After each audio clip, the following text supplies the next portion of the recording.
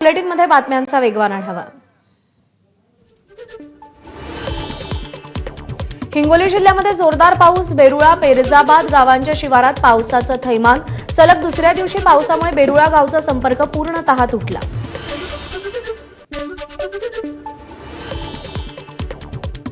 हिंगोली जिल्ह्यामध्ये आज सलग चौथ्या दिवशी ढगफुटी सदृश पाऊस। अनेक ठिकाणी ओढ्यांना पूर। जवळा बाजार कोणशी अंजनवाडी गावचा संपर्क तुटला। अहिल्यानगरच्या पाथर्डीतील हनुमानबाग परिसरात पूरस्थिती। अनेक जनावरं पाण्यात वाहून गेल्यानं शेतकऱ्यांचं नुकसान। अनेकांचं सुरक्षित स्थळी स्थलांतर।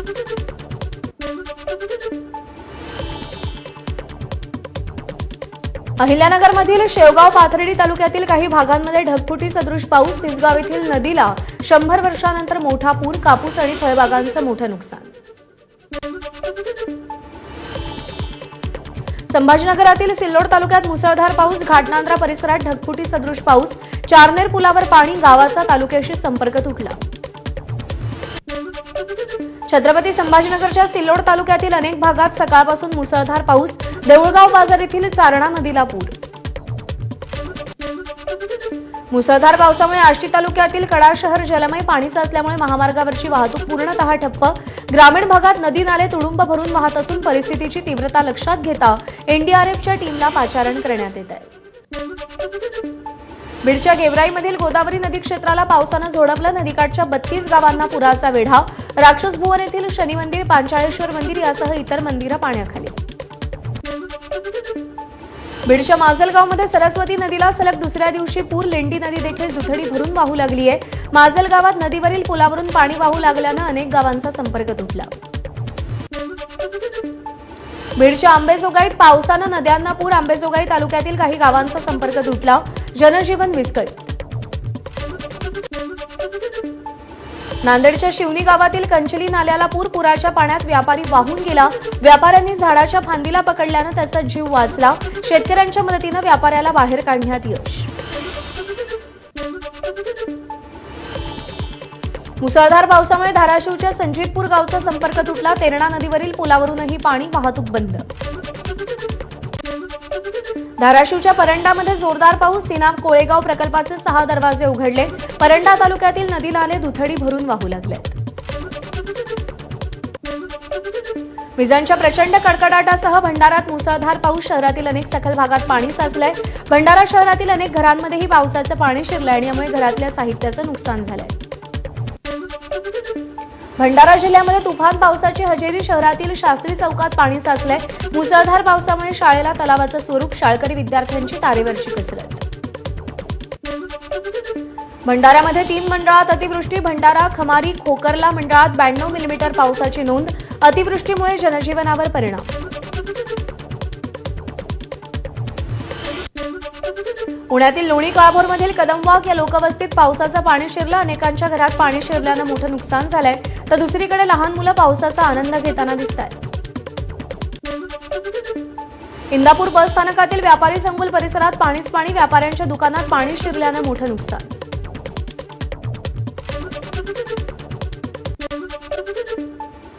एकंदर उर्वरित बातम्यांचा वेगवान आढावा पुढे सुरू ठेवूया।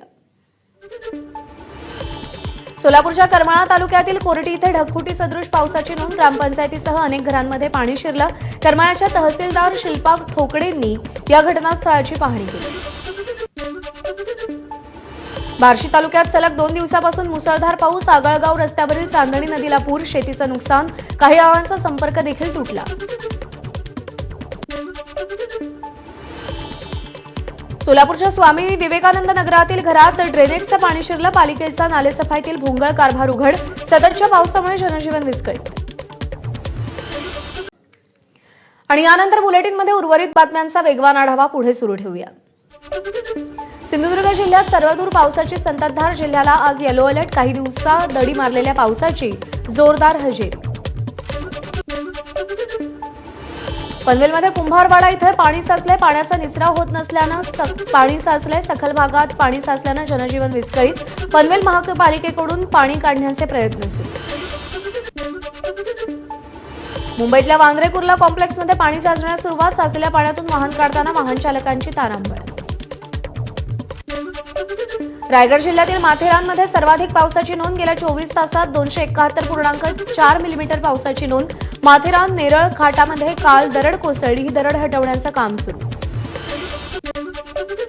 पुण्यामध्ये विविध 10 ठिकाणी झाडपडीच्या दुर्घटनांमध्ये कोणीही जखमी नाही. शहरात मोठ्या प्रमाणात पावसाची हजेरी.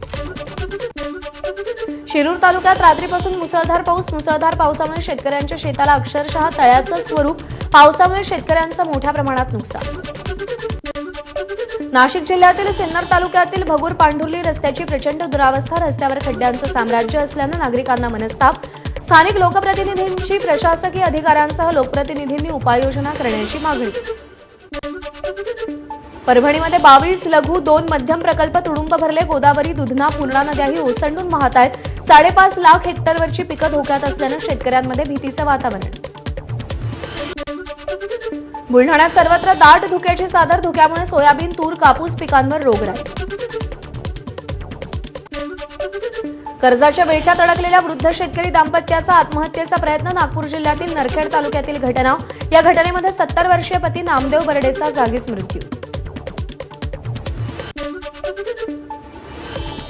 बुलढाण्याच्या खामगावातील कृषी उत्पन्न बाजार समितीमध्ये सोयाबीनला 3,500 रुपये प्रति क्विंटल दर. शेतकऱ्यांमध्ये नाराजीचा सूर.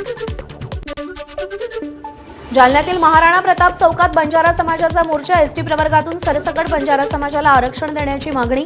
हजारोंच्या संख्येनं बंजारा बांधव मोर्चात सहभागी. बंजारा समाजाचा एसटी प्रवर्गात समावेश करण्याच्या मागणीसाठी मोर्चा. बीडमधील डॉक्टर बाबासाहेब आंबेडकर चौकातून मोर्चाला सुरुवात. कुणबी नावानं ओबीसीमध्ये येणाऱ्या मराठा समाजाची घुसखोरी थांबवण्याची ओबीसींची मागणी. गुहागरमध्ये हजारो ओबीसी बांधवांचा तहसील कार्यालयावर आक्रोश मोर्चा. नाशिकमध्ये शरद पवारांच्या राष्ट्रवादीच्या वतीनं शेतकरी आक्रोश मोर्चाचं आयोजन. शेतीमालाला हमीभाव तसंच कांद्यावरील निर्यात बंदी उठवावी अशा विविध मागण्यांसाठी मोर्चा. गुजरातच्या राज्यपालांकडे महाराष्ट्राच्या राज्यपाल पदाचा अतिरिक्त कारभार. आचार्य देवव्रत यांनी पद आणि गोपनीयतेची शपथ घेतली. राजभवनातल्या शपथविधीला फडणवीस आणि शिंदेंचीही उपस्थिती. मोहित कंबोज यांच्या कंपनीला एसआरएचे प्रकल्प मिळाल्याचा विरोधकांचा आरोप. तर आरोप खरे आहेत की नाही हे सरकारनं सांगण्याची नेत्यांची मागणी. भगव्या शालीवरून पुन्हा कोकणातल्या 2 मंत्र्यांमध्ये वाकयुद्ध. रंगीबेरंगी शाली वापरण्यापेक्षा जास्तीत जास्त भगव्या शाली वापरा. नितेश राणेंचा सल्ला. कोल्हापूर ते पुणे रस्त्याची दुरावस्था झाल्यानं टोल आकारणी तातडीनं बंद करावी. माजी खासदार राजू शेट्टींची याचिका. कोल्हापूर खंडपीठाकडे याचिका दाखल. याबाबत येत्या 1 ऑक्टोबरला सुनावणी होणार. कल्याणच्या पटेल मार्टमध्ये मराठी बोलण्यावरून वाद. मराठी बोलायची सक्ती आहे का असं म्हणत महिला कर्मचारी आणि सामाजिक कार्यकर्ते श्रीनिवास घाणेकर यांच्यात वाद. यानंतर सगळे कर्मचारी मराठीतच बोलणार असं कर्मचाऱ्यांचं आश्वासन. पुन्हा एकदा मुंबईतील वडाळा परिसरात मोनोरेल तांत्रिक कारणांमुळे बंद पडली. मोनोरेल बंद पडताच प्रवाशांना दुसऱ्या मोनोमध्ये शिफ्ट करण्यात आलं. कपलिंग करून मोनोरेल कारशेडमध्ये नेली. राज्य मंत्रिमंडळाच्या 10वी बोर्ड परीक्षेचे अर्ज भरण्यास आजपासून सुरुवात. नियमित शुल्कासह विद्यार्थ्यांना 6 ऑक्टोबरपर्यंत 10वी बोर्ड परीक्षेचे अर्ज भरता येणार. जुन्या नांदेड शहरातील इतवारा आठवडी बाजारात घाण पाण्याच्या प्रवाहात आठवडी बाजार भरतोय. फुटलेल्या ड्रेनेजच्या प्रवाहात भाजीपाल्याची विक्री. स्थानिकांनी सोशल मीडियावरती व्हिडिओ व्हायरल केला. आम्ही पहलगाम दहशतवादी हल्ल्यातील पीडितांच्या कुटुंबियांच्या पाठीशी. भारतीय संघानं पाकिस्तानवर मिळवलेला विजय. पहलगाम हल्ल्यामध्ये जीव गमावलेल्यांना आणि सैन्याला समर्पित. कालच्या सामन्यानंतर कर्णधार सूर्यकुमार यादवचं वक्तव्य. पाकिस्तानवर विजय मिळवल्यानंतर शिंदेंच्या शिवसेनेनं भारतीय संघाचे आभार मानले. कलानगर इथल्या ब्रिजवर विजय सत्याचा, विजय देशाचा आशयाचे बॅनर लावत आभार मानले.